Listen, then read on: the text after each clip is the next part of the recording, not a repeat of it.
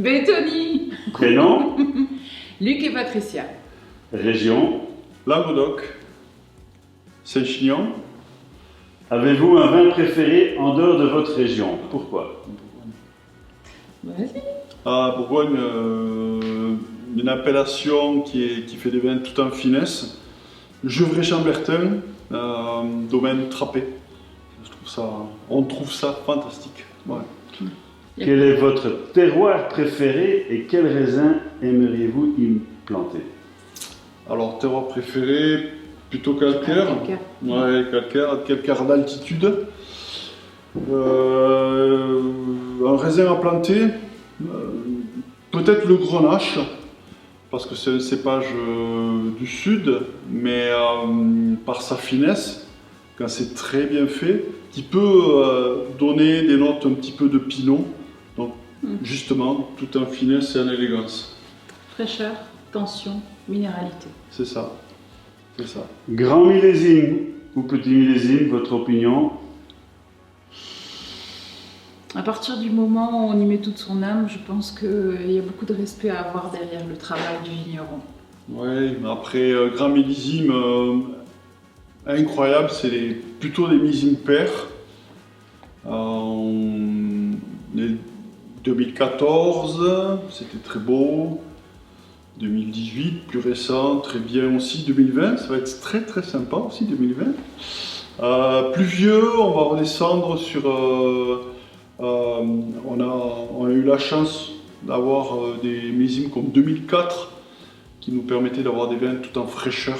Voilà, et on a fini les vendanges très tardivement, début octobre. Donc c'est comme ça, sur des climatologies plus fraîches, nous on aime beaucoup. Voilà. Quel est le meilleur vin que vous ayez jamais bu?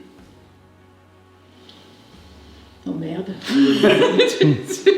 Si. Non, mais c'est ben... Non, après, toujours en Bourgogne, je vais répondre personnellement, c'est La Tâche. La Tâche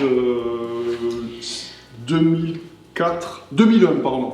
Alors, je pouvais pas La Tâche répondre... 2001. Je pouvais pas répondre à ça, Du parce qu'en domaine fait, de moi, la la Romanée tâche, Conti. la tâche 2001, je l'ai pas bu. Donc, Ouais. du coup, je peux pas répondre à ça. Vas-y, toi. Non, Je sais. non, mais ce qui est injuste... En fait, non, le meilleur vin, il n'y en aura pas. C'est comme un enfant préféré, s'il n'y en a pas.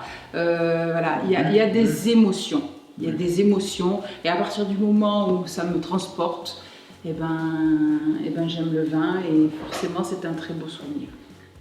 Ouais, après, moi, j'insiste sur la Bourgogne dans le sens où... Mais toi, tu l'as perdu. Oui, mais c'est Je l'ai vrai. pas Mais vu. la Bourgogne, c'est des choses que c'est tellement fin, tellement élégant, tellement délicat.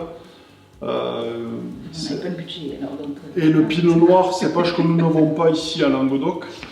Mais bon, en tout cas, c'est des repères, c'est des modèles, c'est des choses qu'on aimerait reproduire, même si c'est intouchable, c'est infaisable.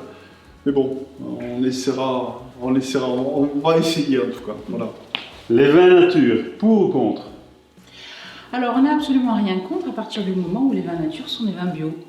Voilà. Si on fait du nature avec du conventionnel, allez vous faire foutre. Voilà. Je suis méchante, mais c'est comme ça. Après, un vin nature, s'il est de qualité, on est pour. Après vin nature, il y a parfois des défauts. Et là, on est contre. Voilà. Oui, mais c'est comme une personne. Si c'est trop parfait, on s'emmerde. Racontez-nous un secret, une nouveauté, un ragot. Ah. Vas-y, Patricia. Eh ben, notre nouveauté à nous, c'est qu'en fait, on a un super joli projet et on va faire construire une nouvelle cave, une nouvelle maison, enfin voilà, un nouveau lieu de vie et un nouveau lieu de travail qui sera adapté à ce qu'on a envie de faire. Voilà. Ouais, là, nous sommes à Cébazat et on aimerait déménager pour le village à côté qui s'appelle Villers-Passant, pour beaucoup plus de sérénité, de tranquillité, faire quelque chose qui soit un petit peu à notre image. Voilà.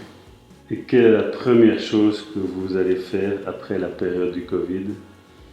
Oh putain, on va aller au resto. Ouais, c'est vraiment un bon restaurant. Merci, on vous aime. Ouais, plaisir.